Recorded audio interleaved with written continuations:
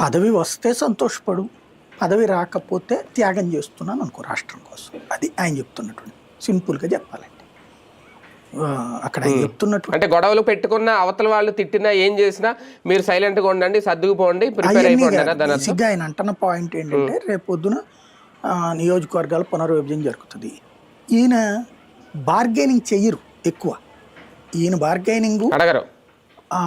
తనని తాను తగ్గించుకుంటున్నానంటూ తన కార్యకర్తలను తగ్గిస్తారు. తన పదవిని ఏమైనా తగ్గించుకున్నారా? లేదు కదా. అదే అంటే సీఎం త్యాగం అంటే సీఎం నువ్వు ఇండివిజువల్గా కూడా గెలవలేవు, అందుకనే త్యాగం అది. అంతే కదా, ఇండివిజువల్. అలాగే వాటా కూడా అడగలేదు కదా సార్, అది త్యాగం. అది ఎట్లా అవుతుంది? ఎందుకు ఇస్తాడు ఎవడన్నా? 20-25 సీట్లు వచ్చే వాళ్ళకి ఎవడన్నా సీఎం ఇస్తాడా?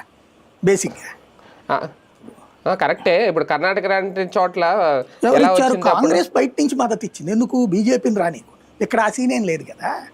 అట్లాంటి రాజకీయం కోరుకున్నారు వీళ్ళు, కానీ కాలేదు కదా.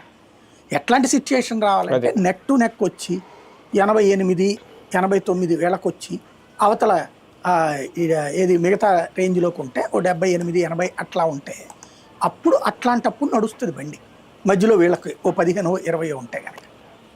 అంటే వీళ్ళకి ఇచ్చిన పాస్ అయిపోయారు కదా. కరెక్టే, 100% పాస్ అయిపోయారు కదా. 100 మార్కులు వచ్చేసినాయి. 100కి 100 మార్కులు నీకు వచ్చినాయి, కరెక్టే. కాబట్టి ఇది స్లిప్ టెస్ట్ అనమాట. అసలు టెస్ట్ ఏంటి?